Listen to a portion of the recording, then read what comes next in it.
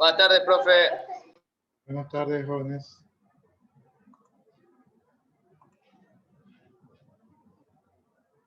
Buenas tardes, licenciado. ¿Cómo están, jóvenes? Buenas tardes.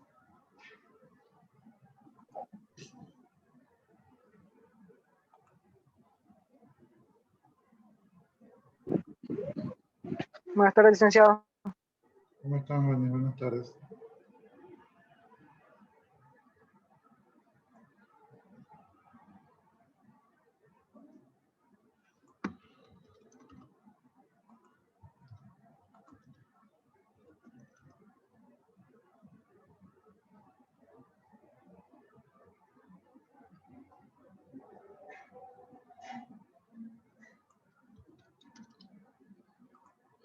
Esperemos a que se conecten sus compañeros. Bueno, que ya están algunos ahorita. Vemos un ratito más. No llega esa decisión porque es mejor a ver si la regla.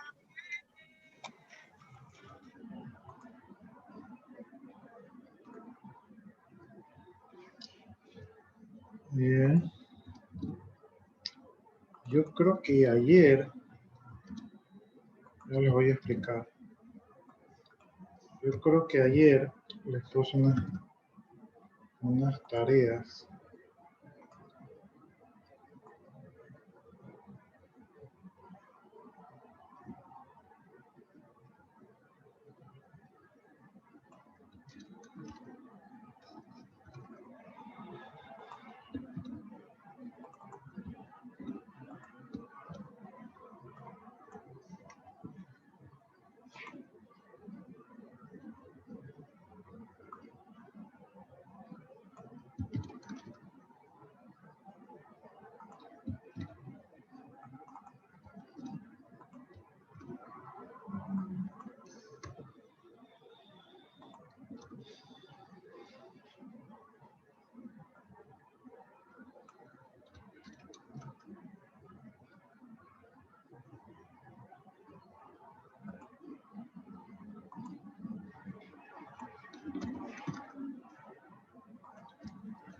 Buenas tardes, licenciada. ¿Cómo están, jóvenes? Buenas tardes. Estoy tratando de terminar una pregunta.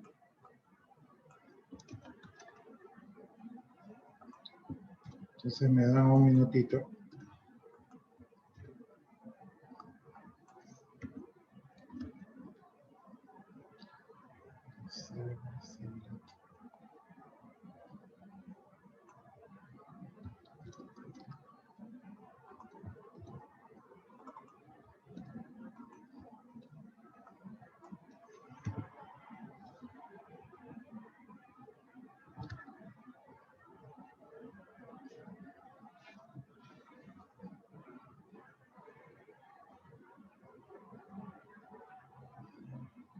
Bueno, yo creo que hasta allí.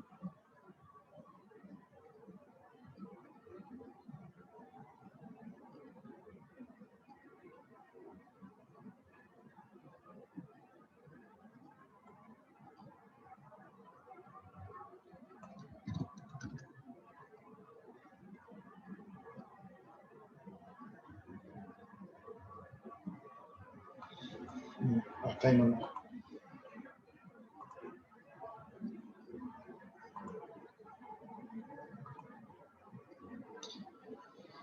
A ver, vamos a ver si...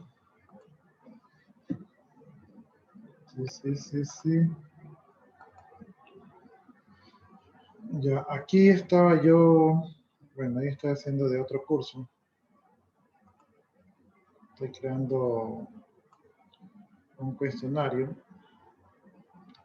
Pero en el caso de ustedes...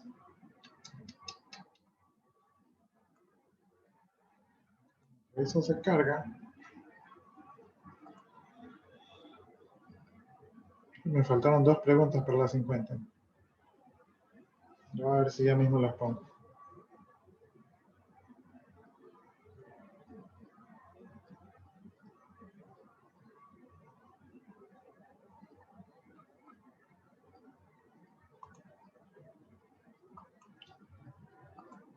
Ya, mientras eso se carga, por acá debe cargarse el curso de ustedes.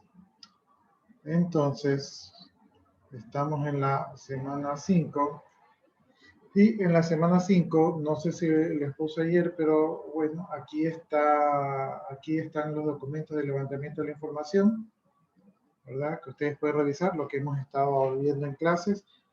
Y hay una tarea de la observación. En esta tarea de la observación, ustedes tienen que realizar un trabajo de observación. Ustedes mismos van a escoger las fuentes. Esto es un trabajo en grupo. Van a tener que buscar un memo. El memo lo pueden buscar por internet, pueden buscarlo de alguna empresa, de algún lugar. O sea, no importa el origen. Lo que importa es que sea un memo. Y en ese memo ustedes van a hacer observaciones. Luego van a buscar un tablero de anuncios. También, si alguno de ustedes tiene algún tablero de anuncios, le toman una foto y de ahí lo examinan o pueden buscarlo en internet. Y luego van a ver un sitio web corporativo. Ustedes escogen la empresa a la que quieren husmear el sitio web para ver qué opinan de esa empresa. De allí pueden revisar manuales o políticas. Como estos no van a tener tan disponible, ustedes en internet se bajan, qué sé yo, algún artículo de algún manual de alguna empresa que esté publicado. O sea, una hoja nada más, porque no es un análisis completo, sino es simplemente para poner en práctica lo que ya sabemos. Y luego van a buscar una oficina o una foto de una oficina y en esa foto de esa oficina pues van a hacer la observación a ver cuáles son sus conclusiones de la foto de esa oficina.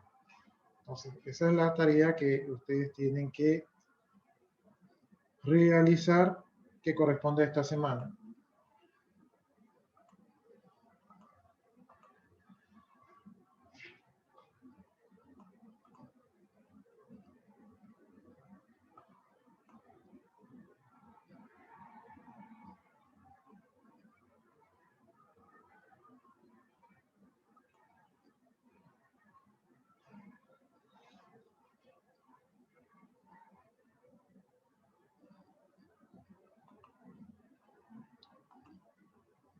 No sé si tengan alguna pregunta con respecto a esa tarea de allí. A la del cuestionario, profe. Ah, me olvidé el cuestionario, tienen toda la razón. Ya, el del cuestionario, yo hice un banco de una base de datos de preguntas sobre lo primero que hemos visto, entonces ahí les puse un cuestionario, ¿verdad? Pero este aquí no era.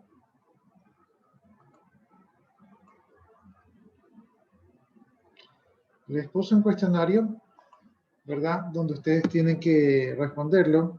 Déjenme poner esto aquí. Esto aquí era,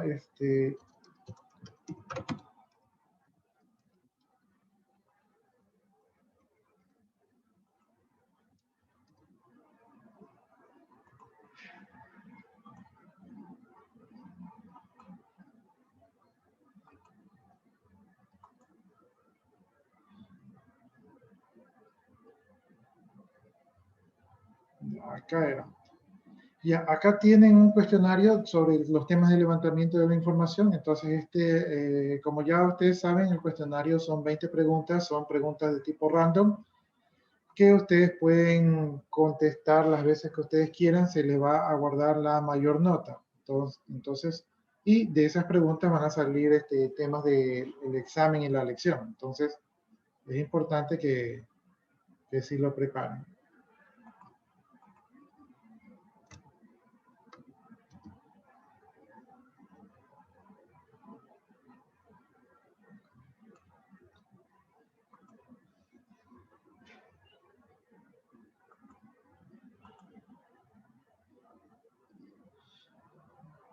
Ya, entonces aquí está, este es el trabajo de observación de lo que hemos visto esta semana y tienen un cuestionario. O sea, digamos que esta semana para ustedes sí es productiva porque sí tienen algunas tareas. No sé si la semana que venga les ponga más tareas, pero por el momento tienen lo de la semana pasada, ¿verdad? Que es la exposición de modelos de...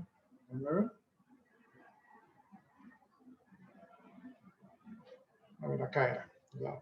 Tienen el cuestionario y tienen la entrevista. Eso corresponde a la semana pasada y ahora tienen las observaciones. ¿Sí? Aunque no es algo tan complicado, pero sí sería interesante que ustedes lo realicen. No sé si de ahí alguno de ustedes tenga alguna pregunta.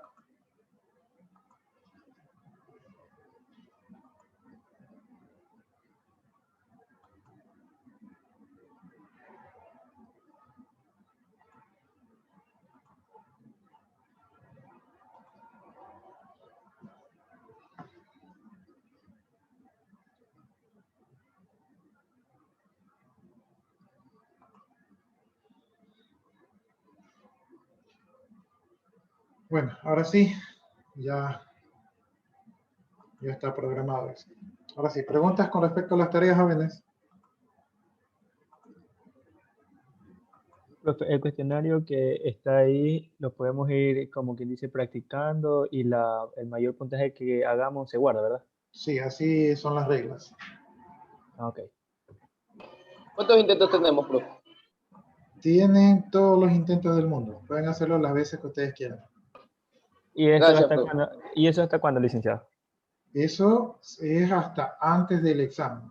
Ya ustedes ya saben, la semana del examen, esa semana ya todo se cierra y ahí ya no pueden hacer nada. Entonces, subir Se deberes, cierra el cuestionario y se cierran las tareas también, se ¿verdad? cierra el cuestionario, se cierran las tareas, se cierra la asistencia, todo se cierra. Ah, ok. Ya cuando comienzan los exámenes, ¿verdad? Cuando la semana del examen, ahí sí ya no hablamos de otra cosa que no sea el examen, solamente que a alguien le haya caído un meteorito en la casa y que por eso no pudo hacer la tarea, ahí podemos hablar. Licenciado, ¿y qué tanto falta para entrar en exámenes? Ayer creo que estuvimos revisando, no sé si con ustedes estuvimos revisando, creo que los exámenes son en la primera semana de marzo. Ah, ok. Sí. No, No, no que sé no lo si con conozco. ustedes fue, pero estuvimos Del revisando semestre, profe. Están lejos todavía. del Y primer parcial. aporte. Por eso, el aporte podría yo ponerlo, generalmente lo pongo una semana antes, o sea, suelo coger el aporte como una especie de ensayo para el examen, porque básicamente son bastante similares. Entonces, normalmente el aporte lo suelo dejar al último, a una semana antes del examen.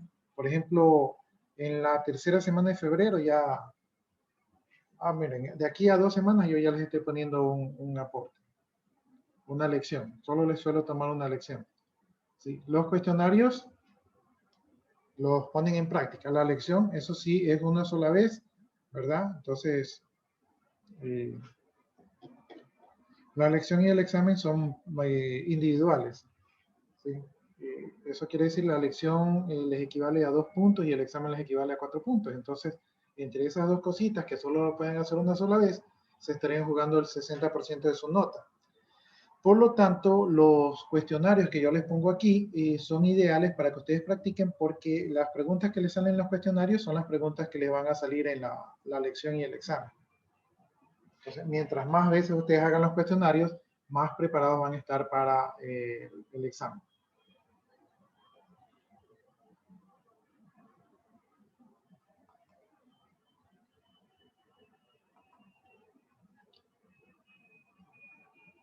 A ver, la asistencia.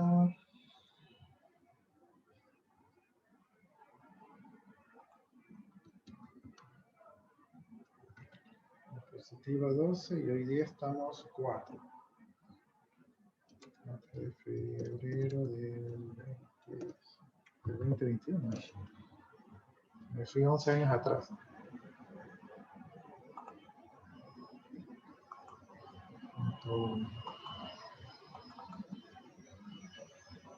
Ayer estábamos revisando los requerimientos funcionales.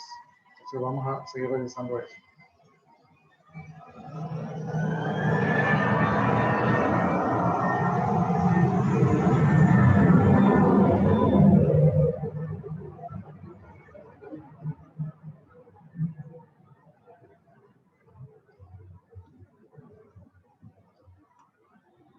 Déjenme ver si lo pongo en pantalla completa mejor.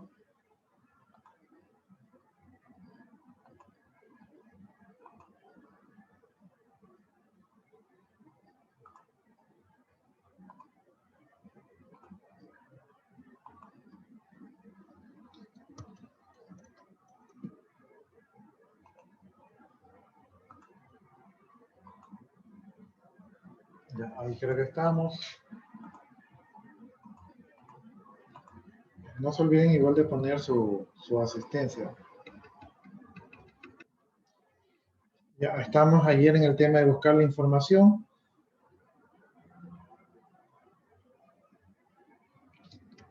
Y no recuerdo, nos quedamos en formato adecuado. Ya, aquí creo que nos quedamos.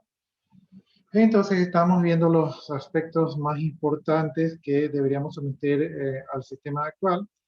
Y estamos viendo cuál era el formato que debíamos de utilizar y para eso tendríamos que revisar también el sistema actual para revisar esos formatos para ver cuáles de esos formatos son los más fáciles de entender, o sea, cuáles de esos formatos son los más funcionales, ¿no? Entonces la idea es que nosotros, entre lo que ya existe, ¿verdad? Encontremos un formato que ayude a que el sistema que vamos a construir sea aún más útil.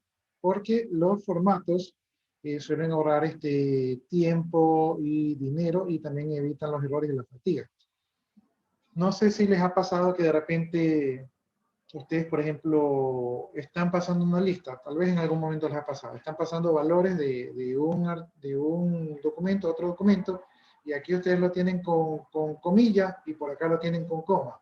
Acá ustedes lo tienen con coma y por acá tienen que ponerlo por punto. Entonces, esa diferencia de formato suele producir errores. O también aquí ustedes tienen la fecha en formato universal que sería día, mes, año, y por acá tienen que ingresarlo año, mes, día, y por acá tienen otro formato donde lo tienen año, día, mes. Entonces, ese tipo de discrepancia en los formatos, que a veces existe discrepancia entre el formato físico y la captura de información, ¿verdad? Uno de los dos tiene que ser modificado para que se adapte, ¿sí? A el ingreso de información, para que esto sea más rápido, para que no haya que convertir, pensar, copiar, arreglar, convertir, ni nada de esas cosas. Entonces, todo eso allí, ustedes tienen que revisar el sistema actual para corregir lo que se tenga que corregir y conservar lo que sea útil. Bien, aquí hablamos de un tema de redundancia mínima, es decir, que los datos se repitan lo menos posibles en los archivos. Esto tiene que ver con un tema de diseño de base de datos. Normalmente, cuando ustedes vean base de datos, van a ver que generalmente si yo, por ejemplo, tengo el nombre del cliente, ¿verdad? No voy a copiar el nombre del cliente en cada factura, sino que tengo que tener un archivo maestro del nombre del cliente para que si en algún momento algo cambia en el nombre del cliente, solamente cambie en este archivo y no tengo que actualizar todos los registros de factura. Lo mismo los totales, por ejemplo, los totales de factura. Cuando yo guardo la información, ¿verdad? Generalmente no guardo los totales, digamos, los totales del día, los totales de la factura, del día, de la semana y del mes. No guardo diferentes cierres de totales, o por lo menos no se aconseja, porque si en algún momento una factura cambia, entonces también hay que actualizar el día, la semana y el mes. Y eso, primero que nada, es complicado y puede producir errores en la información, ¿verdad? Y también tiene un costo de tiempo, ¿verdad? De procesamiento. Entonces aquí habla que lo ideal sería que exista un solo campo, que un solo campo se guarde una sola vez, ¿verdad? Y lo único que pueden crecer son las claves de las transacciones. Las transacciones es factura 1, factura 2, factura 3, eso es un sistema transaccional. Entonces, yo no puedo decir, ah, tengo una factura y todas las facturas las meto allí. Yo tengo que poder identificarlas. Entonces, facturas si tengo factura 1, factura 2, factura 3, pero el cliente, generalmente el cliente compra varias facturas, entonces yo no voy a guardar el cliente por cada factura, sino que guardo una sola vez el cliente, guardo una sola vez el vendedor, guardo una sola vez la ciudad, guardo una sola vez el producto como descripción del producto. pero de que el producto se vendió, eso sí, tengo que guardar a qué precio se vendió. Entonces, esta es la idea de evitar la redundancia de información.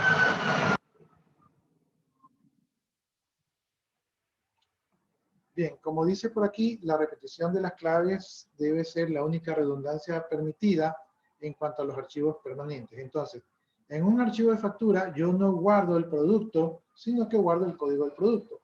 Pero como el producto se vende en varias facturas, es válido que el código del producto sí se repita en varias facturas. Pero el código del producto seguramente ha de ser así y la descripción del producto ha de ser así. Entonces, sale más barato en cuestión de almacenamiento, en cuestión de espacio de almacenamiento, guardar el código a guardar la descripción. También el código del producto puede cambiar. Por ejemplo, si yo tengo, ¿qué se me ocurre? Una bebida llamada Coca-Cola, de repente el día de mañana le cambian el nombre a Coca-Cola Salud o a Coca-Cola Light o a Coca-Cola Cero. Entonces, si yo actualizo ese nombre, tendría que actualizar ese nombre en todas las facturas que se vendió Coca-Cola. Pero si Coca-Cola tiene el código... Profe, que en toda su facturación. ¿Perdón? O sea, se cambiaría el nombre de toda su facturación. Toda. Sí, o sea, con un mal diseño, si yo guardo el nombre en la factura, con un mal diseño tendría que cambiar todas las facturas. Mientras que si yo en vez de guardar el nombre, guardo el código, entonces simplemente el código no cambia y lo que cambia es la descripción en un solo lugar. Entonces, el peso de hacer ese procesamiento es mínimo comparado con el peso de corregir toda una base de datos, ¿no? Entonces, cuando nosotros estamos haciendo nuestros modelos, tenemos que tener en mente que debemos de evitar la redundancia de información. Ahora, yo en algunos sistemas he roto con este concepto por un tema de rapidez, ¿sí? Pero ya hay sistemas que permiten hacer eso que yo les estoy diciendo con un control automatizado. Bien, factibilidad operativa. Un buen sistema que ustedes vayan a hacer o desarrollar debe ser fácil de operar. O sea, ustedes no tienen que irse a un curso a la NASA para poder operar el sistema. El sistema tiene que ser intuitivo y fácil como en teoría lo es un Windows. Cuando Windows recién salió, era un sistema favorito porque era muy intuitivo. Entonces ustedes tienen que hacer sistemas así. Si el sistema es muy difícil de comprender o de operar, lo más probable es que los usuarios no lo quieran utilizar. Así el sistema sea bueno y cumpla los objetivos, si no es fácil operativamente hablando, los usuarios van a mostrar resistencia, ¿no?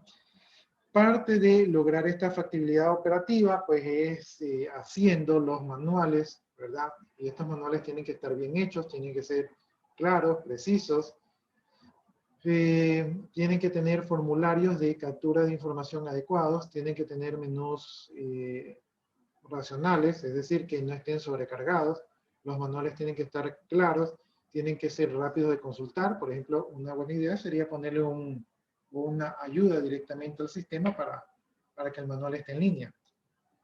Y también la parte física también cuenta, entonces tienen que los muebles, ¿verdad? Y las máquinas, computadoras, tienen que ser ergonómicamente cómodos. La facilidad operativa tiene que ver con que el usuario se sienta cómodo utilizando el sistema. Y que los usuarios pues no tengan esta resistencia a querer usar el sistema. Cuando ustedes generan un sistema nuevo, muchas veces los usuarios dicen, no, lo voy a revisar en el viejo, no, lo consulto en el viejo. Es porque hay una resistencia a utilizar el sistema nuevo, ¿no?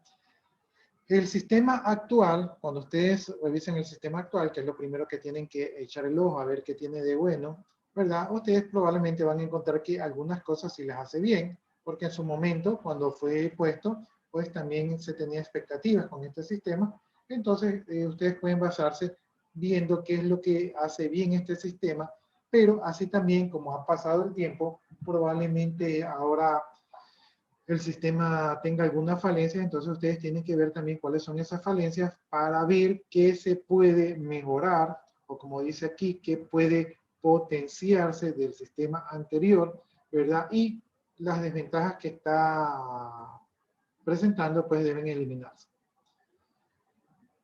Bien, vamos a hablar ahorita del control. Los controles generalmente son muy importantes en todos los sistemas de información, ¿verdad? Estos controles normalmente se utilizan en los procesos actuales y la idea de los controles están orientados a encontrar fallas que puedan producirse, solucionar problemas, ¿verdad? Y hacer que el sistema Profe, un poco más seguro. Si lo escuchan.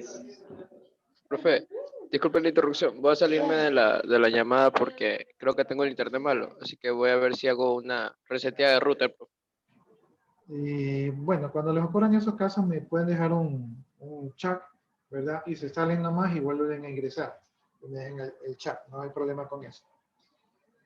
Ya, entonces estábamos viendo de que los controles sirven para que los sistemas estén más seguros y que sean fáciles de solucionar y también que sean fáciles de dar mantenimiento, ¿no? Recuerden ustedes que cuando nosotros hacemos un sistema, este sistema no es que ya queda allí y queda bonito para siempre y así terminó la historia, sino que cuando nosotros ponemos un sistema, este sistema va a requerir que, a pesar de que ya está funcionando, va a requerir que le sigamos dando mantenimiento para que tenga nuevas características o para solucionar algún problema que se haya encontrado.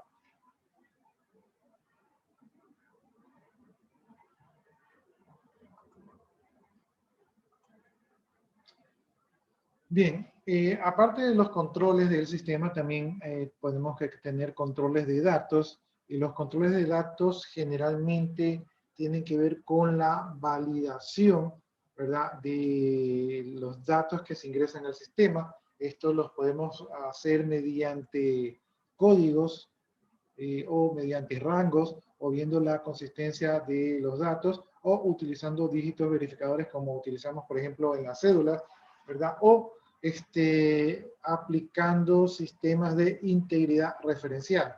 No sé si aquí vamos a ver el concepto de integridad referencial, pero si no lo ven aquí, lo van a ver cuando vean base de datos. Integridad referencial significa que yo no ingreso al sistema un código que no exista previamente en una tabla de códigos, ¿sí? Por ejemplo, si aquí en Ecuador yo trato de crear la provincia 30, digamos que trato de crear la provincia de Caracas, ¿verdad? Entonces, si esa provincia no está registrada en una tabla de provincias del Ecuador, entonces va a decir, no, te estás tratando de registrar un código que no existe en la tabla de provincias del Ecuador. Por lo tanto, no se cumple la integridad referencial. Entonces, eso es lo que tiene que ver con la integridad referencial. Bien, estos controles se suelen aplicar generalmente cuando usted ingresa la información al sistema. Entonces, cuando ustedes están ingresando la información al sistema, en vez de permitir que el usuario ingrese cualquier cosa, de una vez por ahí se va validando la información. Tal vez no se la pueda validar al 100%, pero sí en un porcentaje bastante elevado para por lo menos los errores más infantiles, por decirlo así, puedan ser solucionados. Por ejemplo, si yo pido ingreso el número de cédula y yo pongo el nombre, entonces obviamente el nombre no es el número de cédula. El número de cédula tiene que tener números. Si yo pongo ingreso un teléfono y escribo ahí un arroba, entonces obviamente eso no es un teléfono. Si yo pongo ingreso un correo electrónico y no pongo un arroba, entonces obviamente ese correo electrónico está mal. Si yo pongo ingrese su sueldo y yo pongo -100, yo no puedo guardar un sueldo negativo. Si yo pongo ingrese su fecha de nacimiento y yo pongo la fecha de hoy, pues obviamente yo, como recién nacido, no me puedo matricular. Entonces, todo ese tipo de controles se suelen poner en la entrada de datos al sistema. Recuerden ustedes que hay un lema que tenemos en sistemas que dice, si usted ingresa basura al sistema, no importa si este es el mejor sistema del mundo, la información que va a salir es basura. Entonces, si usted ingresa datos equivocados a un sistema, así sea el mejor del mundo, la información que va a salir no es información, sino que es una información corrupta. Y no va a ser útil. Por lo tanto, es de vital importancia controlar los datos de entrada y en esos diseños tienen que tenerlo muy presente. ¿Cómo, profe, los datos de registro? Eso hay que salvaguardar bien. los datos que ustedes ingresan a los sistemas tienen que estar validados para que no tengan errores. Por ejemplo, cuando ustedes se matriculan, ustedes, no sé si ustedes lo hicieron en línea, pero cuando ustedes se matriculan, generalmente en los formularios de entrada, los campos están validados. Si es el nombre, le verifican que no metan números. Si es la cédula, le verifican que tenga que coincide el dígito verificador. Si es la ciudad, en vez de que usted escriba la ciudad, le ponen una lista para que usted escoja la ciudad allí. Si es el estado civil, en vez de que usted lo escriba, le ponen allí todos los estados civiles para que usted escoja uno. Entonces, es más difícil que usted se equivoque escogiendo un estado civil a que usted lo escriba. De repente uno le escribe con tilde, otro sin tilde, uno mayúsculo, otro minúsculo, otro hace con una letra, otro no le valía el teclado. Entonces, la captura de información se trata de depurar de entrada los datos que van a alimentar el sistema para garantizar la calidad de los datos que va a tener el sistema. Porque esos datos van a ser utilizados para generar la salida de información. Bien, controles de proceso. Cuando se realizan procesos en el sistema actual, generalmente ya existe un orden de cómo se realizan los procesos, entonces hay que revisar esos procesos sin saltarse ningún paso. Esto, entre otras cosas, ayuda para que usted se familiarice con los procesos que realiza la empresa. En estos procesos es importante que ustedes también se involucren en los procesos manuales. Aunque ustedes son desarrolladores de sistemas que son automatizados, existen procesos manuales que pueden ser importantes, como por ejemplo, si yo estoy haciendo un sistema de crédito, un proceso manual podría ser una firma física de un gerente que aprueba el crédito, ¿sí? Aunque hoy en día ustedes podrían solucionar eso con una firma digital. Pero, como les digo, ese podría ser un proceso manual que no se puede automatizar, ¿sí? Aunque hoy en día casi todo se puede automatizar. Ya, entonces, cuando ustedes hacen los procesos, generalmente los procesos tienen una serie de pasos y una buena manera de controlarlos es ponerle un estado al proceso, ¿no?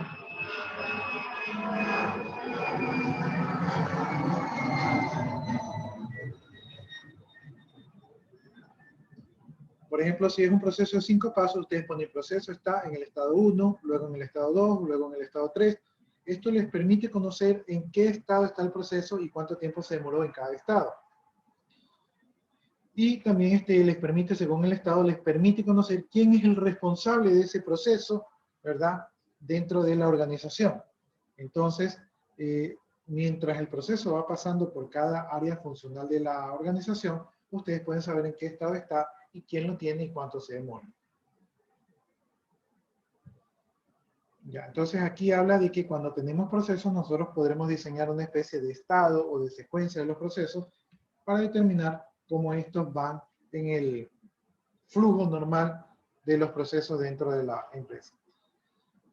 También tenemos que implementar controles de seguridad, ¿no? Estos controles de seguridad son los que permiten el acceso al sistema. Entonces, generalmente las personas que tienen acceso al sistema deben de tener autorización, ¿verdad? La idea sería que personas ajenas al sistema no ingresen, o personas que no tengan el rol del sistema no ingresen al sistema a opciones que no les corresponden. Para esto de aquí, ustedes tienen que considerar también, hoy en día es muy importante la seguridad en la red, por lo tanto van a tener que, entre sus esquemas, hacer el esquema de las claves de usuario que se van a utilizar para acceder a la red, quienes van a poder conectarse a diferentes recursos, ¿verdad? Y también quienes se pueden conectar en determinadas horas. Entonces, esto es muy importante que ustedes lo tengan claro, y generalmente esto se maneja no con los usuarios, sino con los usuarios supervisores o los que tienen jerarquía. Con ellos usted realiza, elabora las políticas de seguridad que deben de tener el sistema, ¿verdad? Y obviamente esto tiene que ser muy confidencial, o sea, este tipo de información no la pueden ir indicándole al usuario, por decirle, diciéndole al usuario, oye, ¿sabes que aquí te registra la hora? Ah, el usuario sabe que le registra la hora, entonces el usuario podría utilizar esa información para cometer algún delito. Bien, aparte de Así de la tener, misma manera con escanear la firma, ¿verdad, licenciado? eh, escanear las firmas no es algo muy seguro. Existen las firmas digitales que sí son seguros, pero podría ser una mala idea escanear la firma. ¿Sí? Entonces eso no, si eso se maneja en el sistema actual, ese sería un punto que ustedes tendrían que mejorar en el sistema que están diseñando. O sea, ya no podrían ustedes hacer un nuevo sistema y que permita esa inseguridad de escanear las firmas.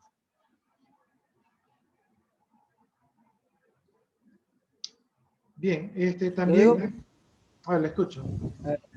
no, es que lo digo porque a veces pueden salir unos trabajadores maléficos de que quieren escanear la firma para poder tal vez vender algún producto de la empresa y como no tiene la firma autorizada del jefe o del gerente, con escanear la firma que ya está habilitada en la parte de la plataforma del sistema de los datos, lo podría escanear, se podría decir como un copia y pega, como solo está, ¿cómo se dice? En la Eso, parte virtual eso pasa podría y pegar.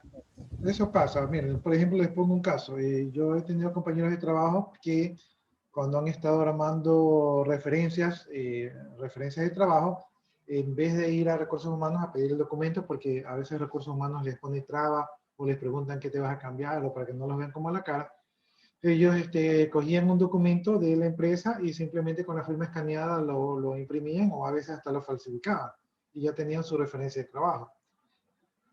Entonces esto es una debilidad de tener las firmas escaneadas. Por eso las firmas escaneadas no deberían de permitirse que se las escaneen, ¿no? Ahora, eso ya hoy en día está más seguro con las firmas digitales. Las firmas digitales son seguras, pero las firmas escaneadas no son seguras. Incluso si usted le lleva un documento con una firma, eh, asegúrese de que la persona que le envió el documento sí la haya firmado. O sea, porque puede ser un documento falsificado. Miren, les comento, por ejemplo, ahora, en estas épocas, vi el reportaje en la televisión el día de hoy, salió un reportaje de que los delitos informáticos están de moda, porque como los ladrones salen a la calle y en la calle ya la gente no está saliendo mucho, entonces los ladrones ahora se han pasado al mundo informático. Y entre los crímenes que están haciendo, están robando los contactos de WhatsApp, están robando sus fotos de perfil, están creándose perfiles falsos, y lo que están haciendo es que están llamando a sus familiares o a sus amistades y les están diciendo que ustedes están en una situación grave y que necesitan algún tipo de recurso y que por favor les depositen dinero. Y están estafando a la gente. Eso es lo que están haciendo porque se están apoderando porque han vulnerado alguna seguridad de WhatsApp. Otra cosa que ocurrió, esto le ocurrió el día de ayer a mi hermana. Mi hermana recibió un correo de la Comisión Nacional de Tránsito indicándole que tiene una multa y le mandaron la multa aparentemente por correo. Ella descargó el correo y lo que sucede es que ese archivo, me imagino yo, tiene algún código malicioso que entre otras cosas se apodera de las claves, ¿no?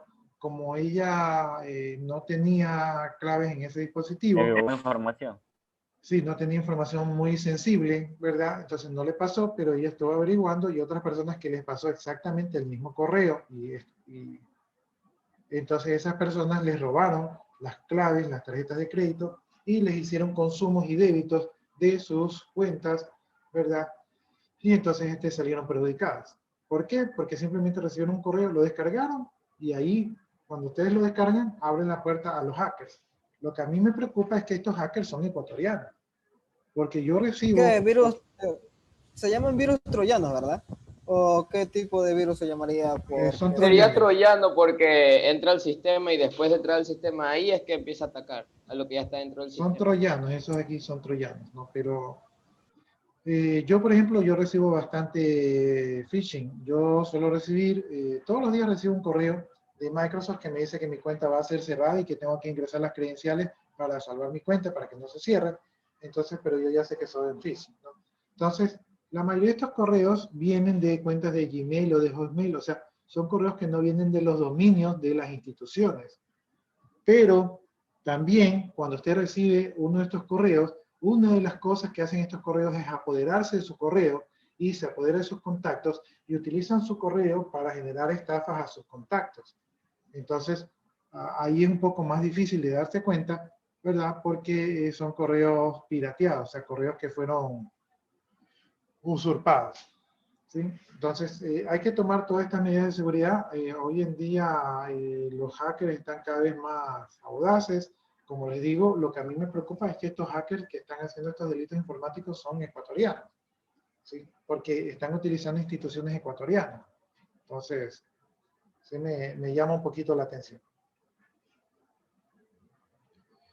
Bueno, continuando con los controles de responsabilidad, pues estos controles son importantes para saber qué usuario intervino en el proceso, incluso si los sistemas son manuales, ¿verdad? Hay que, en los formularios manuales, hay que agregar cuál fue la persona que se encargó de eso, porque cuando nosotros hacemos, por ejemplo, si usted tiene digamos que tiene alguien que facturó mal a un cliente, y usted mira el formulario y usted dice, ¿y quién hizo esta factura? Y hay 5.000 facturas del día, y usted tiene 20 cajeras.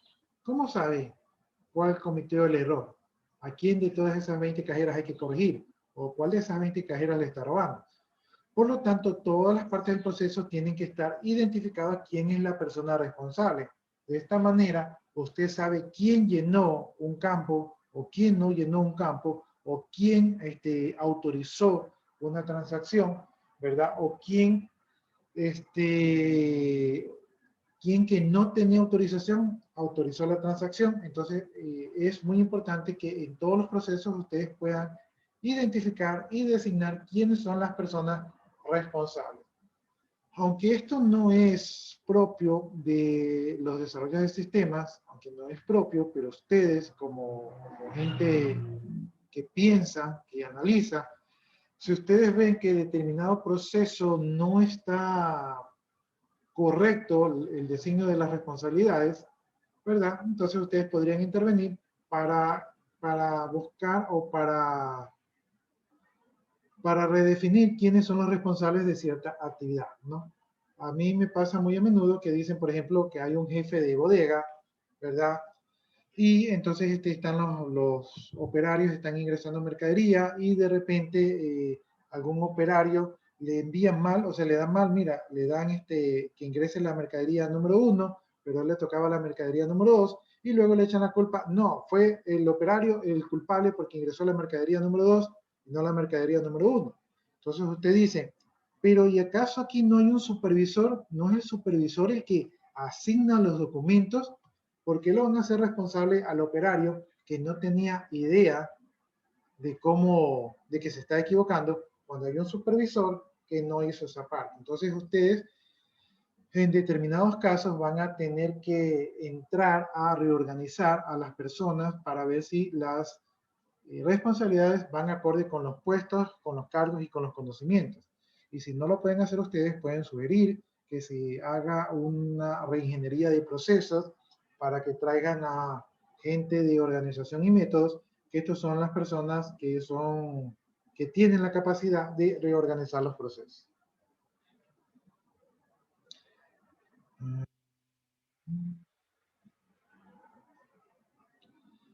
Ya, para hacer estos controles de responsabilidad es muy bueno que cuando ustedes estén en los procesos y por lo menos los automatizados, es muy bueno que aquí existan campos que registren quién fue el usuario, la fecha y hora de manera automática, para que los usuarios no puedan jugar con esto. En los primeros sistemas de información, la gente que facturaba podía poner la fecha y la hora y generalmente venía un cliente, por ejemplo, ahorita estamos en febrero, digamos que hubo una promoción en enero y viene un cliente, quiero comprar, pero ya no tengo la promoción de enero. Y usted dice, chuzo, y si no tengo la promoción, ya no compro. Le dice el vendedor, le dice, ya, no se preocupe, yo le voy a vender como que si fue venta de enero. Entonces coge, hace la factura, pero le cambia la fecha a enero, ¿sí? Y entonces el vendedor dice, chévere, vendí, gané comisión. Pero lo que no sabe el vendedor es que ya ocurrió el corte de enero, ya se generaron utilidades del corte de enero, ya se generó diario contable del corte de enero, ya se reportó al SRI el corte de enero, e incluso las secuencias de facturas también se reportan al SRI. Entonces usted no puede generar facturas nuevas si ya usted cerró ese periodo. Entonces, todos esos problemas se pueden generar si no hay el debido control. Bien, aparte de estos controles que ya hemos visto, tenemos controles de autenticidad. Estos controles generalmente se suelen utilizar, por ejemplo, en los informes, ¿verdad? En las credenciales, de tal manera que ofrezcan seguridad para que no sean fácilmente falsificadas. No sé si ustedes escucharon en las noticias cuando se generaron estos permisos de circulación que en Quito estaban circulando con servicios de circulación falsificados. Entonces los documentos tratan de tener ciertas medidas de seguridad para que no puedan ser falsificados, ¿no? También hay también aquí ustedes tienen que controlar la falsificación visual.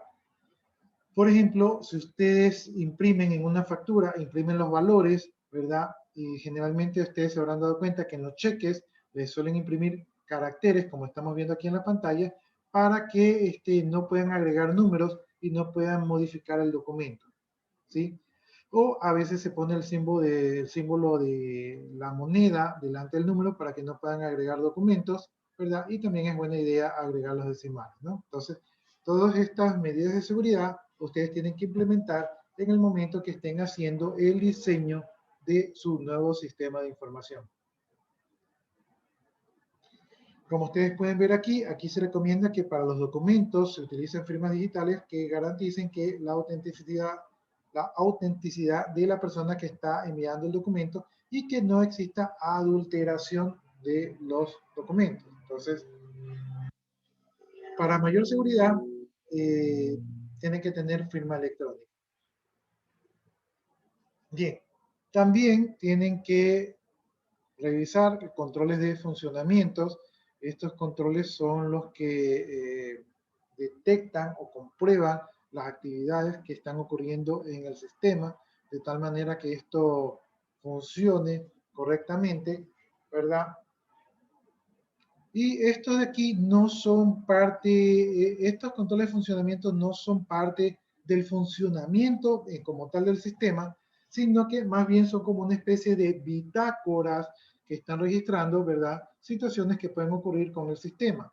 Estas bitácoras funcionan como una especie de auditorías que se pueden, en algunos casos, se aplican en las etapas de prueba eh, para ir revisando si el sistema se comporta de manera correcta. Yo, por ejemplo, cuando yo desarrollaba, ya hace tiempo que no estoy desarrollando, pero cuando yo desarrollaba, yo solía, en los procesos, solía ir poniendo pistas, ¿verdad? Que decían algo así como paso 1, paso 2, paso 3. Entonces, iba mostrando paso a paso cómo se iba generando el proceso para determinar hasta qué parte hizo bien, hasta qué parte hizo mal y dónde tenía que ir a revisar código. Entonces, era una costumbre mía ir poniendo paso 1, paso 2, paso 3, calculé e ir mostrando el valor de las variables para ir depurando el sistema.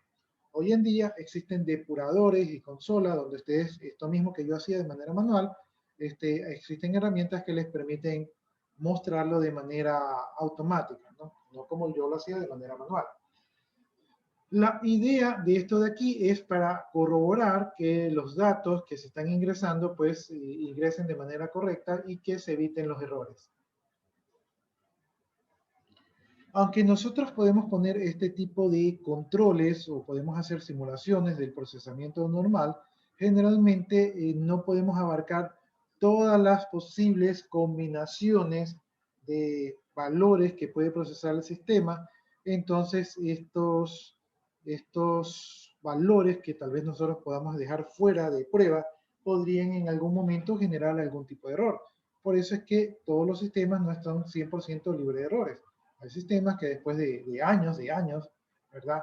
Que parecen sistemas muy robustos, generan un error y nadie sabe por qué.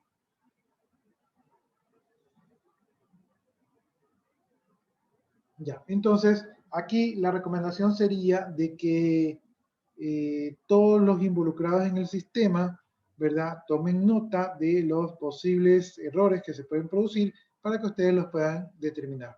Los usuarios, los asesores, los clientes, los proveedores, todos los que participan con el uso del sistema, todos ellos pueden dar observaciones con respecto a lo que podría salir mal.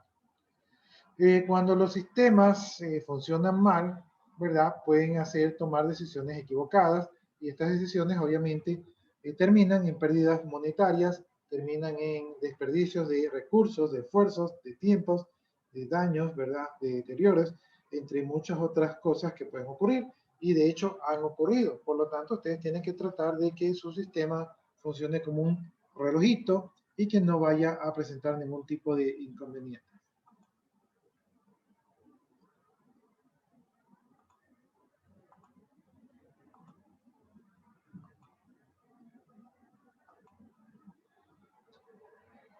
Bien, otro de los aspectos que ustedes tienen que ver es la eficiencia, ¿verdad? No basta que el sistema funcione como debe de funcionar, sino que tiene que hacerlo, ¿verdad? De manera eficiente.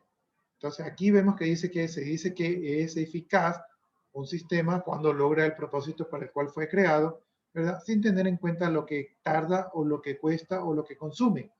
Mientras que la eficacia es una apreciación cualitativa, dice que se tiene en cuenta los insumos y se puede hablar de cuán eficiente es.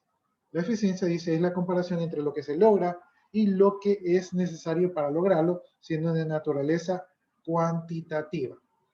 Por ejemplo, yo tenía un compañero que él decía que era muy buen programador y entonces él decía que hizo un sistema para las aduanas, ¿verdad? Lo hizo en Oracle, porque él decía que sabía Oracle. Entonces él lo hizo en Oracle y él decía que él hizo su megasistema. Entonces él hizo su sistema era eficiente porque cumplía lo que tenía que hacer. Sin embargo, después de eso, otro compañero fue a las aduanas y se encargó de ese sistema. Entonces, este compañero me contó de que ese sistema que el compañero anterior había hecho estaba mal hecho, porque si bien es cierto que funcionaba, decían que en los procesos se demoraban horas, así, horas de horas, que un proceso se demoraba 8 horas, 10 horas, y era demasiado. Entonces él dijo que entró a modificarlo, y entonces cuando entró a modificarlo, pues ya el sistema se demoraba cuestión de minutos, entonces es un cambio drástico, ¿no? Entonces, el mismo sistema con el programador 1 era eficiente porque hacía lo que tenía que hacer, pero el segundo programador fue eficaz porque hizo que el sistema haga lo que tenía que hacer, pero lo hizo en menos tiempo, consumiendo obviamente menos recursos, ¿verdad? Y por lo tanto ahorro de dinero. Lo potencia, mejor dicho. No lo escuché. Que lo potenció el sistema, o sea, lo mejoró. Lo mejoró el sistema. Les comento algo similar que me pasó a mí. Había un sistema que procesaba mucha información. Este sistema a veces se le daba mantenimiento y había una consulta que es la consulta que más usaba en el sistema, y esta consulta, cuando la ejecutaban, demoraba como 10 minutos o algo así. Entonces, ya le habíamos hecho tuning a la base de datos y todo eso. Entonces yo cogí la consulta y yo hice la consulta, y la consulta efectivamente demoraba bastante. Pero entonces yo elaboré la consulta de otra manera, o sea, la escribí a mano, o sea, la volví a hacer. Y mi consulta, que yo hice a mano, pues demoraba un segundo o menos de un segundo. Entonces yo decía, ¿por qué esta dura como 10, 15 minutos y esta dura un segundo? Y me di cuenta de que esto de aquí tiene que ver con lenguaje SQL. Entonces me di cuenta que cuando se hacía un matching de una tabla de información con otra tabla de información, este matching se hacía, pero por la manera como estaba hecha, se hacía el matching de la tabla más grande, ¿verdad? Con la tabla más grande, y esto causaba la demora, y había una tercera tabla que era la más chiquita. Yo hice la consulta de manera que la tabla más grande se haga matching con la tabla más chiquita, y después de esto se haga matching con la otra tabla. Entonces, de esa manera, cuando venía el matching con la otra tabla que era grande, y aquí, como se había hecho matching con la tabla más chiquita, se había hecho chiquito, y este chiquito con la más grande también se hacía chiquito, y entonces esa consulta pues demoraba unos segundos, y así desaparecimos un dolor de cabeza que tenía en ese tiempo la empresa, ¿no? Entonces, son detalles, son cositas. Incluso yo a esa tabla ahí, o sea, para mejorar esa consulta al máximo, puse índices, algunas tablas, hice desfragmentamiento. Bueno, hice algunas cosas de tuning ahí. Bueno, volviendo a nuestro tema, ahora vamos a concentrarnos en los requerimientos. Entonces, una vez que ya hemos realizado todo el análisis del sistema actual y que tenemos suficiente conocimiento del sistema actual y que ya sabemos qué características de ese sistema, ¿verdad?, deben de prevalecer y que sabemos qué características debe de tener el nuevo sistema, una vez que ya tenemos claro todo eso, entonces aquí ya podemos comenzar a pensar pues qué es lo que necesita el nuevo sistema de información. Ahora, cuando nosotros tenemos esta información, nos hemos de dar cuenta de que hay ciertas cosas que están necesitando los usuarios que no existen y que por lo tanto vamos a tener que implementarlas, y para implementarlas vamos a tener que desarrollarlas, ¿no? Entonces aquí vamos a tener que sentarnos en la mesa a diseñar esas nuevas características que hacen falta. Generalmente los nuevos sistemas, o por lo menos los que son desarrollados, son creaciones nuevas, originales, ¿verdad?, que se ajustan a ciertas circunstancias actuales, ambientales de la empresa, ¿verdad? Y estas circunstancias son muy diferentes a las circunstancias de cuando se puso el sistema anterior, ¿verdad? Y probablemente sean diferentes a circunstancias del futuro. Entonces nosotros estamos tratando de cumplir una expectativa del momento presente, proyectándolo, ¿sí?, unos añitos más adelante. O sea, si yo proceso 1000 facturas diarios, no voy a hacer un sistema que sirva para 1000 facturas diarias. Yo tengo que hacer el sistema para que facture 1000 diarios y que pueda crecer. O sea, no puedo ser tampoco tan cerrado. Bien, entonces aquí nos damos cuenta, pues con todo esto de aquí, nos damos cuenta qué es lo que tenemos que agregar al nuevo sistema de información, ¿sí? Y estas cosas que tenemos que agregarle al nuevo sistema son los requerimientos, ¿no? Entonces, esos requerimientos son simplemente las necesidades que debe de cumplir o que debe de cubrir el nuevo sistema. Bien, ¿qué es un requerimiento? Un requerimiento es cuando un cliente solicita que se desarrolle un sistema y tiene algunas nociones de lo que debe hacer. O sea, ustedes lo contratan, le dicen, ¿sabes qué? Tú eres el analista de sistemas, yo quiero hacer un nuevo sistema que me permita facturar servicios, ¿sí? Que me permita facturar servicios y yo quiero que cada servicio tenga un porcentaje de ganancia diferente uno de otros porque unos son más fáciles, otros son más difíciles, uno involucra materiales, otros no. Entonces quiero poder tarifar eso allí. Entonces el cliente les está diciendo a ustedes cuáles son sus requerimientos y el cliente tiene una idea de cómo debería de funcionar el sistema. Los analistas de sistemas, o sea, ustedes deben de entender el problema del usuario, ¿verdad? Deben entender su cultura, su lenguaje y deben de construir un sistema que satisfaga sus necesidades. Cuando a veces ustedes hablan con los clientes, a veces los clientes creen que tienen un problema y generalmente tienen otro problema. Entonces es su responsabilidad identificar cuál es el problema. Por ejemplo, viene un cliente y les dice, creo que ya les puse este ejemplo el otro día. Viene un cliente y les dice que quiere un sistema de inventario nuevo porque el sistema que tiene resulta que los productos a veces no están en bodega, que los productos no están en las perchas, que tiene mucho reclamo de los clientes porque le dan productos cambiados. Entonces, tal vez el problema del cliente no es el sistema de facturación, sino que tal vez el problema del cliente es que tiene una mala organización de la bodega. O sea, su problema está más en bodega que en facturación, ¿sí? Entonces aquí ustedes podrían sugerirle al cliente, o sea, podrían decirle, déjenme analizar cuál es su verdadero problema para ver si necesita o no un sistema de información. Entonces, no es de vender por vender o de construir por construir.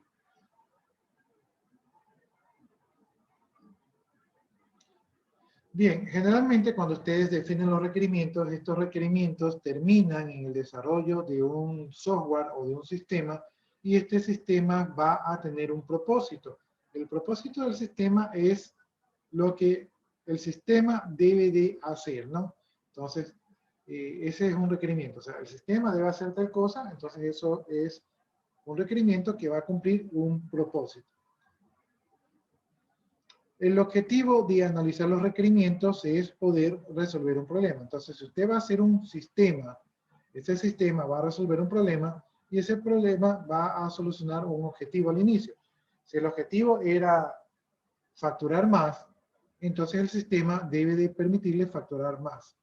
Si el objetivo era sacar un reporte que permite identificar los productos de mayor rotación, entonces el sistema debe de hacer eso ahí, ¿no? Entonces, la idea es que ustedes analizan los requerimientos, estos requerimientos van a solucionar un problema y esa solución del problema tiene un objetivo, o sea, lograr algo.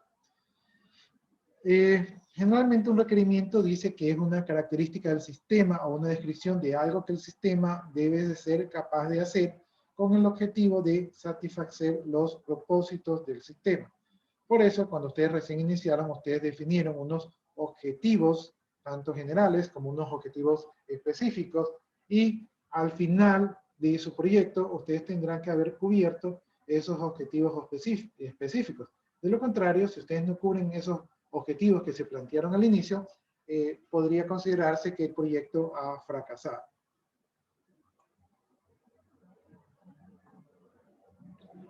Bien, aquí estamos viendo requerimientos versus diseños.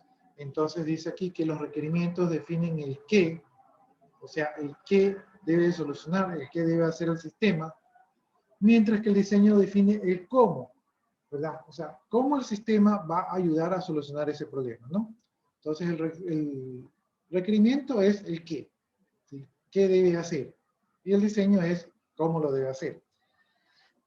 Durante el análisis de los requerimientos, generalmente no se consideran descripciones específicas de la implementación, ¿verdad? Simplemente se analiza lo que el sistema debe hacer, a menos que el cliente específicamente pida, ¿verdad?, cómo debe trabajar el sistema. Por ejemplo, que el cliente le diga, yo necesito que el sistema implemente una base de datos, o yo necesito que el sistema sea desarrollado en este lenguaje de programación. Entonces, ahí ya le están pidiendo unos requerimientos específicos en cuanto a cómo debe solucionar el sistema el problema que se ha planteado.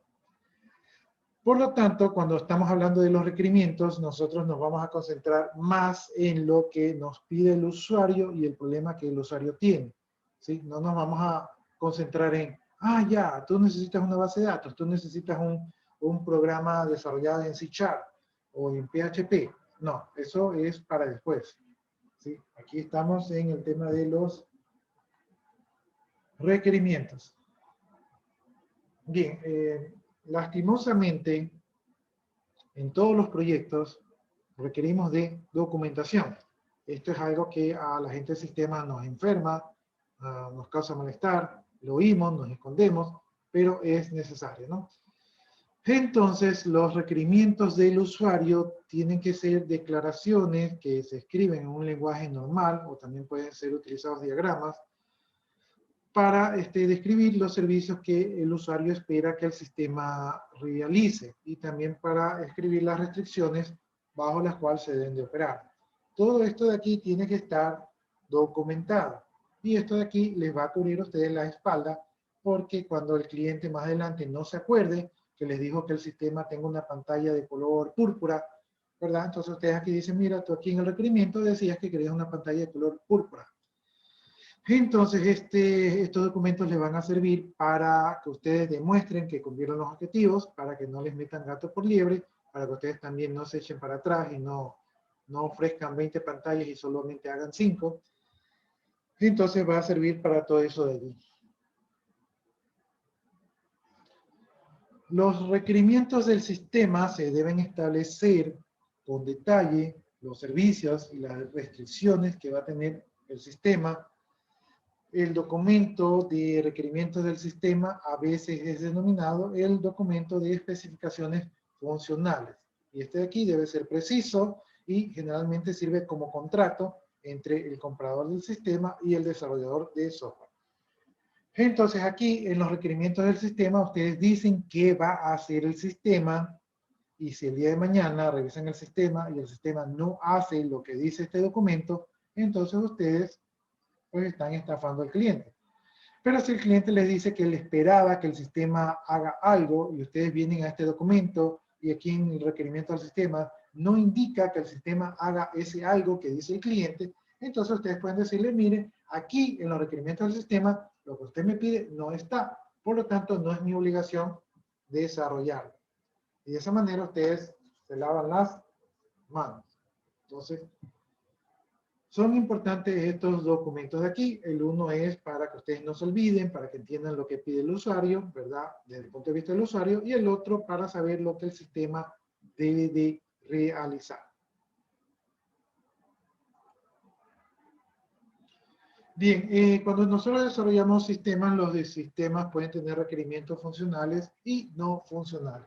Los requerimientos funcionales son los servicios que va a realizar el sistema, ¿verdad? Y cómo el sistema debe comportarse bajo ciertos parámetros o ciertos procesos. Entonces, estos son los funcionales, ¿verdad? ¿Cómo va a funcionar el sistema?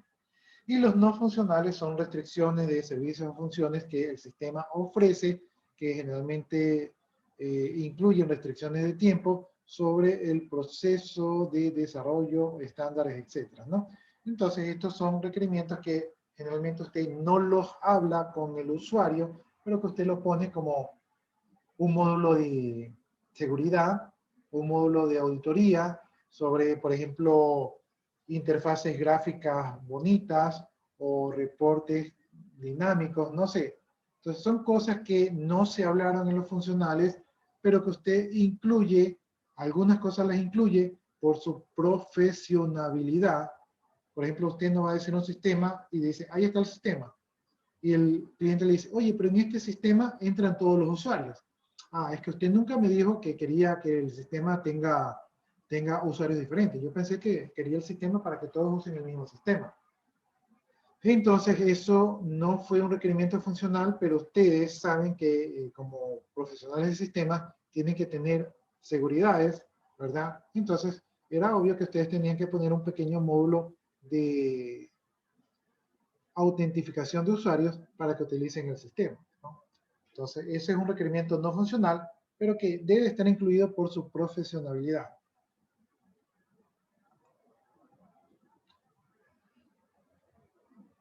Ya, entonces los requerimientos funcionales, como ya lo hemos hablado, estos tienen que estar muy claros, deben estar completos y deben de ser consistentes, o sea, no pueden ser ambiguos. No puede decir algo así como que el sistema navegue por internet, pero que el sistema no tenga acceso a internet. O sea, eso sería contraproducente.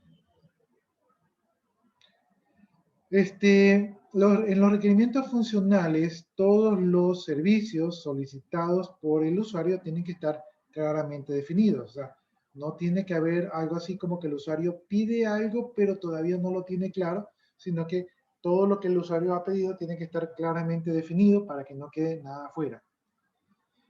La consistencia significa que esos requerimientos no tienen definiciones contradictorias, es decir, que un usuario pida una cosa y otro usuario pida otra, y eso sí se suele dar en los sistemas. Generalmente el usuario dice, un usuario operativo dice, yo quiero tener acceso a las facturas y al ingreso de productos y al cambio de precio. Y un gerente dice, ya, mis usuarios van a tener acceso a las facturas, ¿verdad? Al ingreso de productos, pero no al cambio de precio.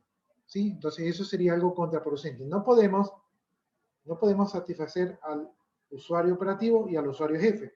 Uno de los dos tiene que tener la razón y para estar claro quién la tiene, tiene que estar claro aquí en los requerimientos funcionales.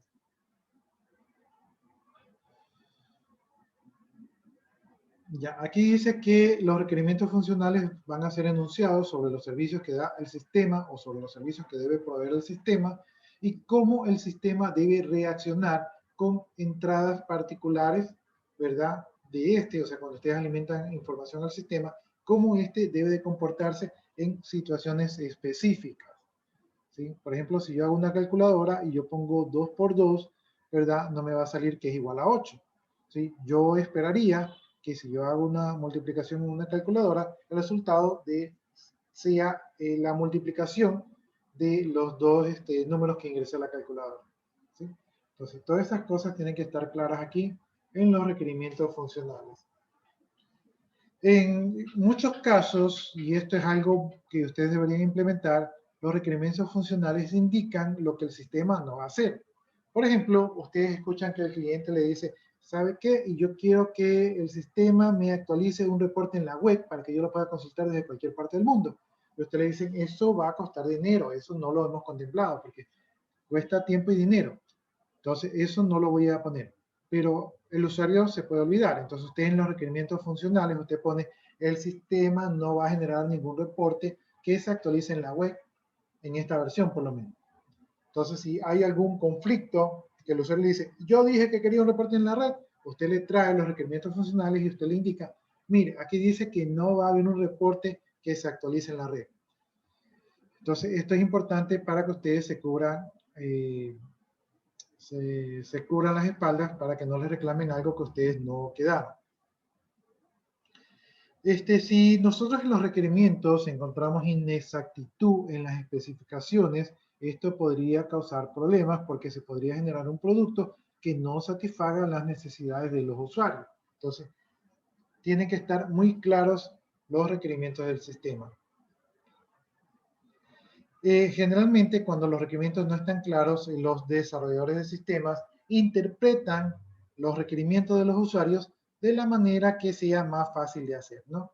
Si un usuario dice, quiero un reporte en la web, de repente el programador lo que hace es que genera un reporte en la web, pero un reporte que no se actualice, simplemente lo genera y ya. Y a lo mejor esa no era la idea que tenía el usuario. El usuario quería un reporte en la red donde se les actualice en cada momento y el programador interpretó que quería un reporte en la red que simplemente lo bota, ¿verdad? Y ya se olvida de eso de allí y entonces escogió el camino más fácil.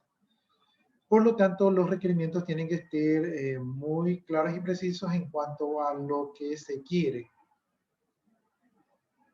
A veces, cuando los requerimientos no quedan claros, existen reuniones donde se discuten con los usuarios o con los clientes y se generan nuevos requerimientos y estos nuevos requerimientos implican que se van a efectuar cambios, a veces en el diseño del sistema, a veces que se van a requerir más recursos y por lo tanto generalmente estos cambios implican en el atraso de la entrega del sistema y obviamente en el aumento de los costos.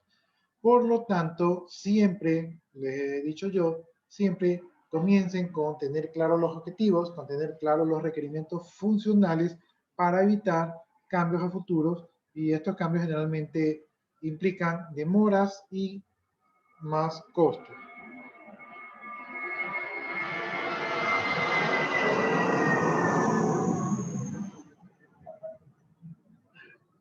Bien, ahí tenemos ejemplos de los requerimientos funcionales.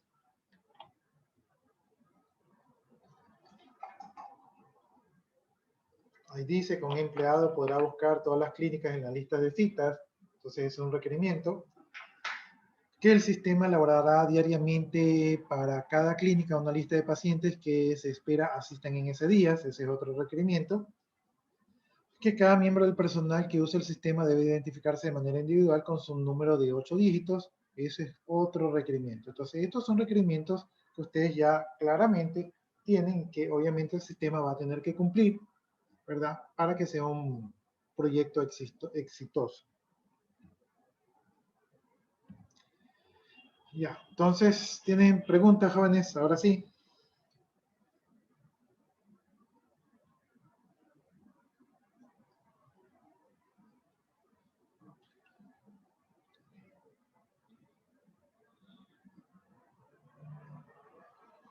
Estos son los requerimientos funcionales. ¿Alguna pregunta, jóvenes?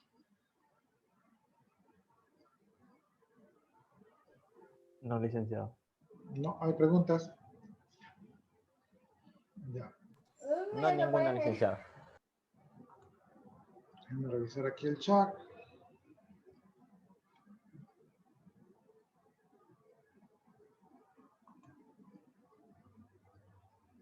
Ya, no se olviden de poner sus nombres allí en el chat.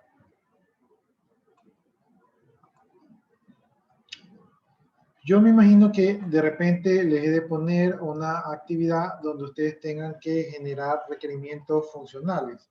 Tal vez van a tener que inventarse ustedes los requerimientos funcionales porque si yo les pongo un caso, tendríamos que decir lo que hablan los usuarios. Ahí voy a ver cómo me invento.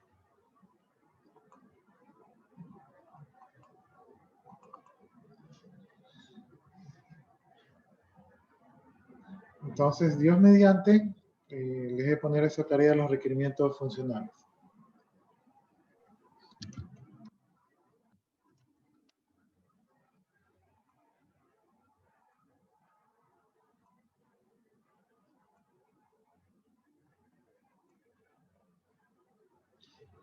Bien, por otro lado, continuando con los requerimientos, tenemos los requerimientos no funcionales.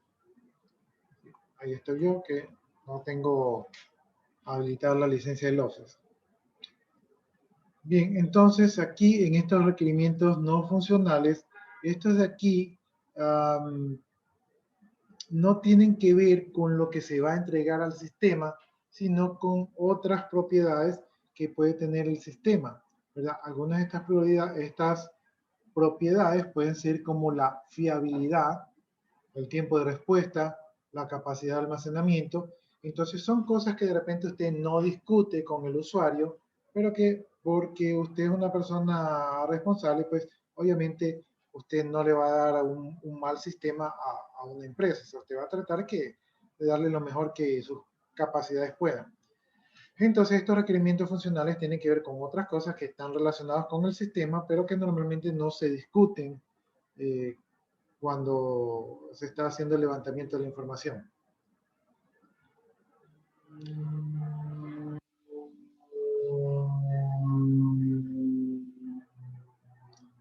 Bien, algunas de estas necesidades, ¿verdad? Tienen que ver con restricciones a los usuarios, como por ejemplo módulos de seguridad o presupuestos, como por ejemplo que ciertos usuarios no tengan acceso a cierta información o a ciertas funcionalidades.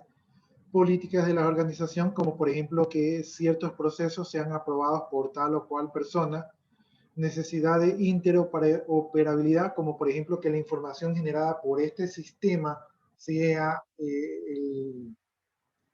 el alimento de información para otro sistema que también esté allí en la organización.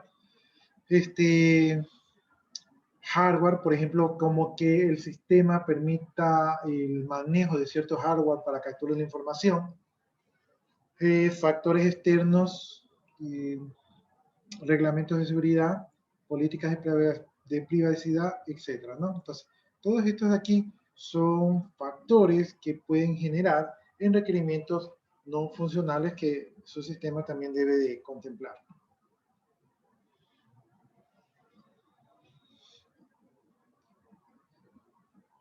Bien, algunos de estos requerimientos no funcionales pueden ser muy críticos, de tal manera que si alguno de estos requerimientos funcionales llega a fallar, puede inutilizar el uso del sistema. Algunas de las propiedades que nosotros podemos relacionar con los requerimientos no funcionales son la fiabilidad, el tiempo de respuesta, el uso de almacenamiento, restricciones sobre la implementación del sistema, el rendimiento y la seguridad, ¿no? Entonces, todos estos son propiedades que nosotros debemos de considerar cuando vamos a hacer un desarrollo de un sistema. Estos requerimientos tienen ciertas métricas. Las métricas son como índices que me permiten medir el grado de si el sistema cumple o no cumple estas propiedades, ¿no? Entonces, por ejemplo, tengo la rapidez, ¿no? Para medir la rapidez, pues tengo que ver si el sistema cuántas transacciones procesa por segundo, cuál es el tiempo de respuesta a los usuarios y a los eventos, el tiempo de actualización de la pantalla. Entonces, según esto, yo me puedo dar cuenta si el sistema lo puedo catalogar como rápido o no. El tamaño, ¿no? ¿Cuántos kbytes utiliza el sistema, ¿verdad? El número de cuadros de ayuda. Entonces, esto también me va a dar un nivel del tamaño del sistema. La fiabilidad. el tiempo promedio entre fallas, a veces los sistemas fallan, entonces cuántas fallas si se dan muy seguidas, la probabilidad de no disponibilidad, es decir, a veces los sistemas no están disponibles, cuán a menudo ocurre eso y por qué, la tasa de ocurrencia de fallas, cuán a menudo falla el sistema, la disponibilidad del sistema, es decir, el sistema está disponible 24/7 o de repente hay horas en que no está disponible, como suele ocurrir con los bancos, ¿no? Entonces los bancos a veces tienen sus procesos y los sistemas no están disponibles a ciertas horas. Tenemos propiedades como la robustez, eso tiene que ver con el tiempo de reinicio después de fallas, ¿verdad? O sea, hay sistemas que usted los reinicia y ya están encendidos inmediatamente y hay otros sistemas que pasan horas y horas antes de que puedan encenderse. Porcentaje de eventos que provocan las fallas, probabilidad de corrupción de datos después de las fallas, estos también son factores muy importantes. Por ejemplo, en los Windows, cuando se utilizan con una base de datos SQL y se dañaba el servidor, a veces se dañaba por fallos eléctricos, pero cuando esto ocurría, generalmente se dañaba la base de datos. Entonces, la probabilidad de daño de la base de datos era alta en los servidores Windows NT. Portabilidad, porcentaje de declaraciones dependientes del objetivo, número de sistemas objetivos. Entonces, ¿en cuántas computadoras vamos a instalar el sistema operativo? O sea, vamos a tener que instalarlos en muchas máquinas o en pocas máquinas. Bien, aquí tenemos la clasificación de los requerimientos no funcionales. Entonces tenemos requerimientos del producto, requerimientos de la organización y requerimientos externos. Requerimientos del producto tenemos lo que es la usabilidad, que se use la eficiencia, ¿verdad? Es decir, requerimientos de rendimiento y requerimientos de espacio. Requerimientos de confiabilidad, es decir, que el sistema haga lo que tiene que hacer. Requerimientos de seguridad, es decir, que no cualquiera use el sistema. Dentro de los requerimientos de la organización, tenemos requerimientos ambientales. En sistemas de software, un requerimiento ambiental podría ser tal vez que no exponga los datos de los usuarios. Requerimientos operacionales, que el sistema haga lo que dice que va a hacer de manera correcta. Requerimientos de desarrollo, o sea, lo que nos han pedido que desarrollemos para el sistema. Entre los requerimientos externos tenemos requerimientos regulatorios, como por ejemplo normas que dicta el SRI para el desarrollo del sistema. Requerimientos éticos, por ejemplo, que el sistema no permita fraude, ¿verdad? Requerimientos legales, por ejemplo, que el sistema cumpla con las normas del SRI. Entre esos de allí tenemos requerimientos contables y requerimientos de protección y de seguridad, ¿no? Entonces, aquí tenemos la tablita de todos los requerimientos no funcionales. Como ustedes pueden ver, son algunas consideraciones que tienen que tener para el desarrollo de un sistema.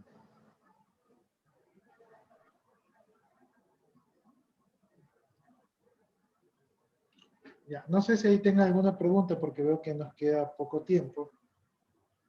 Hasta ahí de lo que hemos avanzado. Profe, ¿hay más requerimientos no funcionales que funcionales o vi mal? Porque vi más no funcionales en Sí, la profe. diapositiva. Ya, lo que pasa es que hay como más áreas que hay que considerar, pero no es que estos no son requerimientos específicos, sino que son áreas que ustedes tienen que considerar.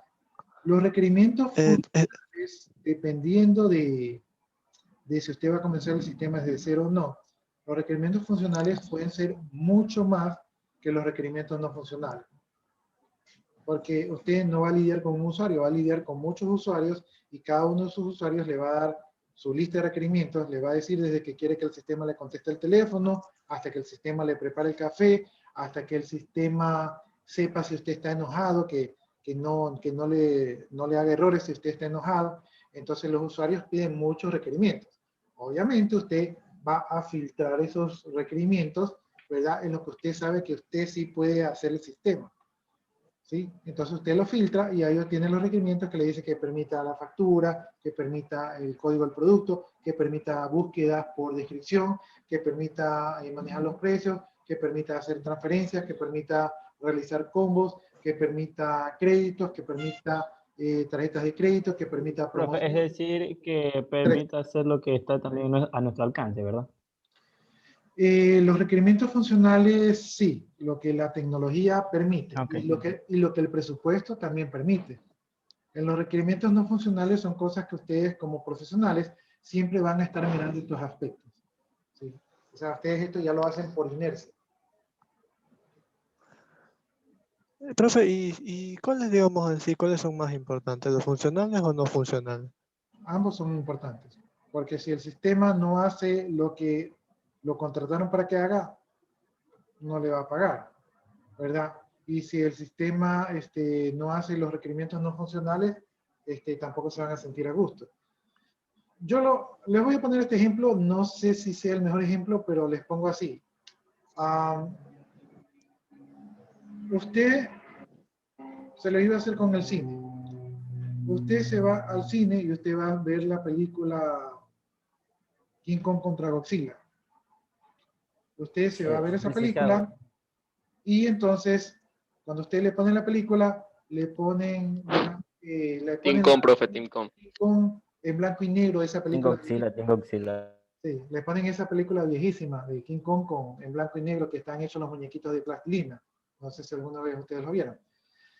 Ustedes van a pensar, pagué el cine, pedí ver King Kong contra Godzilla y me ponen esto de aquí que no es lo que yo quería.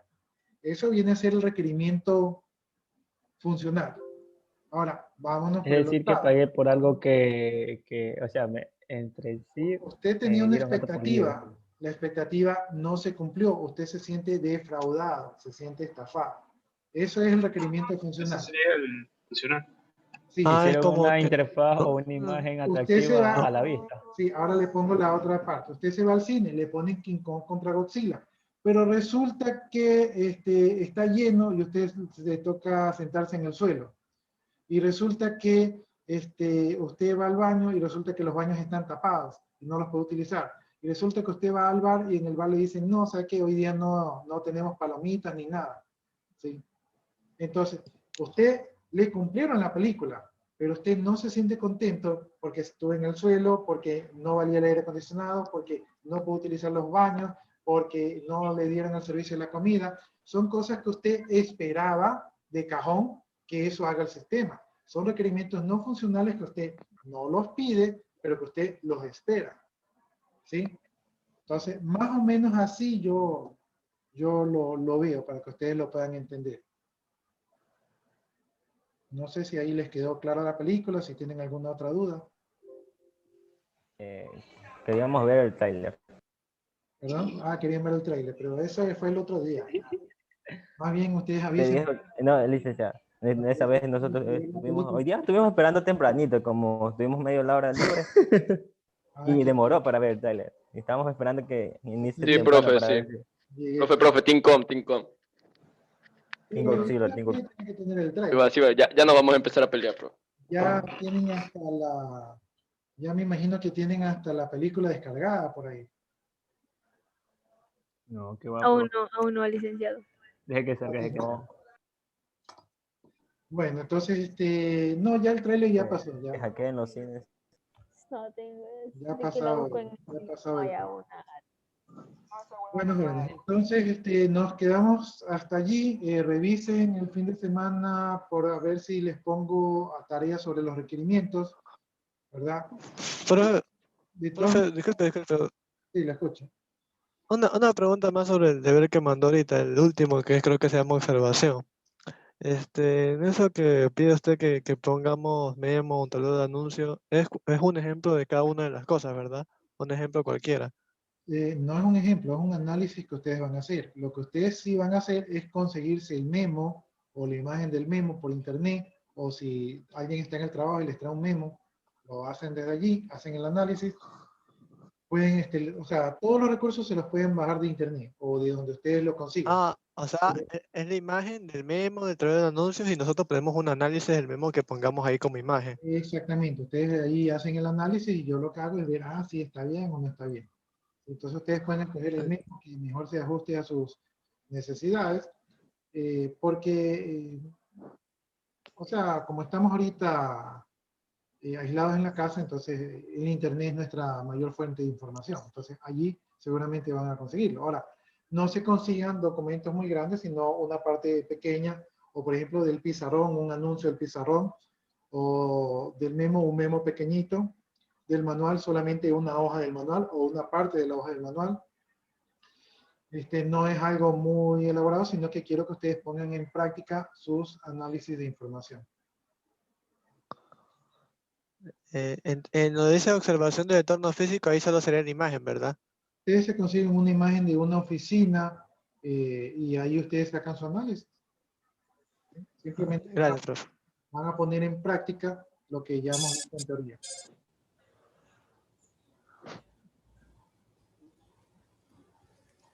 Pero, Bueno, licenciado, ¿también se puede poner uno de streaming?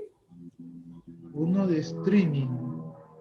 No, Porque hay gente que trabaja, bueno, trabaja, de igual manera se considera trabajo los streaming, o sea, lo que es el video. podría ser, pero ojo que el de la oficina, ¿verdad? Tiene que ser una persona de autoridad. O sea, tienen que tratar de conseguir que sea la oficina de un gerente o de un jefe, porque es más allí donde está enfocado ese análisis.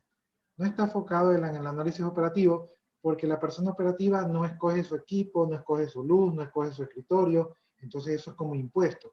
Pero la persona que tiene un nivel jerárquico, ese sí dice quiero esta computadora, y de hecho a mí me ha pasado bastante en los trabajos, que siempre que llega un gerente hacen una compra de equipos y él pide un equipo específico que es el mejor, a veces ni lo prendían, pero cogen el mejor equipo, la mejor oficina, el mejor escritorio, entonces cogen lo mejor para ellos. Entonces, análisis es más significativo si es una autoridad. ¿Sí? Pero ellos son sus propios jefes, porque ellos mismos compran sus computadoras. Bueno, Si ellos mismos ustedes como grupo compran su lo computadora, consideran que vale sus la luces pena y... hacer el análisis, lo podrían poner. ¿Sí? Si ustedes lo consideran. ¿Más inquietudes, jóvenes? Ok, listo. Sí, no sé muy bien qué significa así es. Que es una transición. Es un chócala, profe, es un chócala. Chócala. Ah, Chócala, licenciada, chócala, chócala. ya. Bueno, jóvenes, entonces nos quedamos hasta allí, pues y estamos cualquier cosa por el grupo de WhatsApp si tienen alguna duda. Ya. De mi parte, muchas gracias, que pasen buenas tardes. Yo me quedo un rato más copiando su consistencia, pero si ustedes gustan ya pueden desconectarse. Listo, licenciado. Bye, bien. lice, cuídense. Gracias. Chao, buenas licenciado. tardes. Chao, chao. Tincom, Dale, Tincom, semana. Tincom, Ya pues. Tincom. Auxilio, Si la auxilio. ligan. Tincom, Tincom. Chao, chao. Tincom. Hoy día José Sayonara. Dávila no se pudo conectar por motivo del internet. Así que, Ya, si como no ya está se- escrito en la... Katia, qué guapa. Si no se pudieron conectar, que tienen que conectarse al aula. José Dávila. Ok, ahí le digo. Hey, baby girl. Esta clase no le va a estar guardada. Necesito contenido. Profe, ¿Sí? profe. Andy Plua tiene un canal de YouTube, profe, donde sube todo su contenido, todos los contenidos de la materia. Ya, pero ahí en el aula virtual también tienen el enlace. Allá. Yo en el canal de YouTube puedo subir cualquier cosa. Lo de tarea dijeron Te va a que... coger el copyright y el profe te va a mandar una demanda. Bueno, no sé si como ustedes analizamos el reglamento dice que no pueden grabar las clases. No, profe, no, él no graba clases, no. Lo que él hace es investigaciones. Por ejemplo, usted habla de un tema y él lo que hace es investigar y nos da como un ejemplo así. Ah, ya, entonces sí sería chévere, de repente puedo ponerle, si hay algún tema interesante, de repente me puede pasar el enlace y yo lo pongo allí en el aula virtual, así como tenemos los enlaces de los videos. ¿Sí? Claro, profe. El Andy es el que hace todo eso. Él se pone para cuando tenemos alguna duda, él nos manda el link y ya vemos su video. Pero cuando tienen dudas, porque si no tienen dudas, no lo hago. Claro. Sí sería bueno revisarlo. Bueno, profe, me despido. Salva, ya, pues. Listo, jóvenes. Ya ándate. Gracias, profe. Ya, Que tenga profe. un lindo fin de semana. Listo, Ronnie, ya copié ya la asistencia, entonces Lee. Ya se fue.